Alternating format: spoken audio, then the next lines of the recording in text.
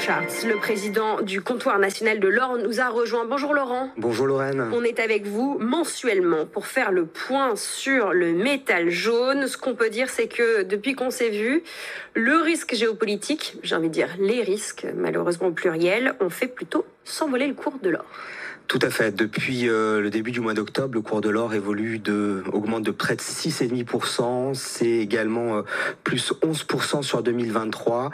Et force est de constater que l'essentiel de cette hausse fait suite aux événements au Moyen-Orient, l'attaque du Hamas sur les populations civiles israéliennes.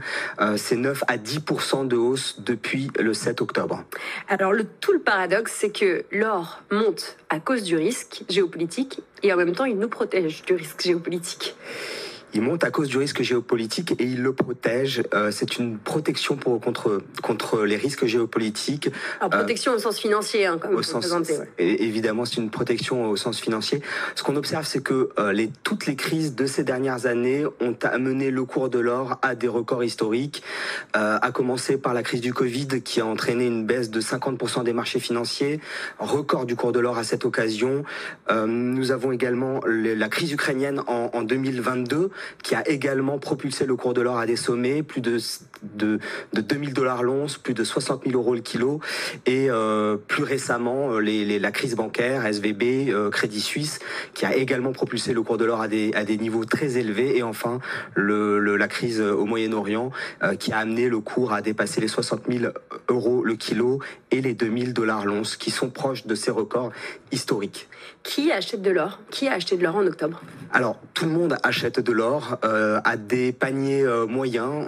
C'est un petit peu monsieur tout le monde. C'est essentiellement des hommes pour les 2/3 d'environ 45 ans, donc un âge où on a un petit peu d'épargne et où on souhaite commencer à protéger son épargne contre d'éventuelles pertes qu'on pourrait avoir si on avait investi par ailleurs. Donc ce sont des gens qui investissent tout ou partie de leur épargne. En général, on conseille entre 5 et 10% d'investir entre 5 et 10% de son épargne. Certaines personnes sont plus prudentes et préfèrent investir une part plus importante.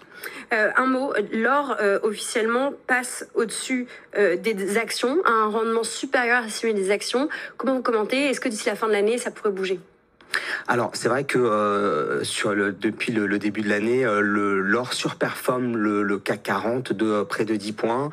Ça dépend des périodes. C'est vrai que l'or, sur les 20 dernières années, en moyenne, a augmenté de 8% par an, ce qui est un niveau plutôt élevé et qui concurrence nettement les principaux indices financiers. Un mot de la demande chinoise, parce que les Chinois achètent de l'or, beaucoup. Comment ça s'est matérialisé au mois d'octobre? Alors, la Chine est le premier consommateur et le premier producteur d'or au monde. C'est également un pays qui cherche à se dédollariser, qui a tendance à vendre ses bons du trésor et qui donc accumule de l'or. La Banque centrale chinoise continue d'acheter de l'or, elle réquisitionne la production nationale et en revanche, officiellement, elle ne contient encore que peu de réserves, peut-être 3 à 4 fois moins que celles détenues par les États-Unis et également en retrait de l'Allemagne ou d'autres pays européens. On parle beaucoup d'or. Parfois, avec vous, on commence à parler d'autres métaux. Hier, nous parlions du palladium. Est-ce que vous pouvez nous faire un tout petit tour d'horizon sur les autres métaux auxquels on peut s'intéresser quand on veut, pardon si je profane, je présente ça mal, si on veut se diversifier à l'intérieur des métaux? Alors, au comptoir national de l'or, on traite tous les métaux précieux, l'or, l'argent, le platine, le palladium, le rhodium, jusqu'à l'iridium. Donc, ce sont des métaux qui sont peu connus. Le palladium, on en trouve dans les pots catalytiques, on en trouve également dans les alliages dentaires. Et le palladium a connu une envolée stratosphérique ces derniers temps, notamment au moment de la guerre en Ukraine, du déclenchement de la guerre en Ukraine, parce que les agents économiques se sont inquiétés du tarissement du filon russe. Les Russes produisent 40% du palladium dans le monde, offrent 40% du palladium dans le monde, et il s'est avéré que ce niveau très élevé atteint par le palladium a finalement décliné. Le palladium a atteint 100 000 € le kilo, 3 300 $ l'once, au plus fort de la crise ukrainienne. Aujourd'hui, il a été divisé par 3, il a baissé de 40% depuis le 1er janvier, Et tout cela du fait de l'absence d'inquiétude vis-à-vis de la capacité des Russes à fournir le palladium, mais aussi de l'essoufflement de l'économie chinoise, très consommateur de palladium, notamment dans son industrie automobile, qui tend à légèrement décliner.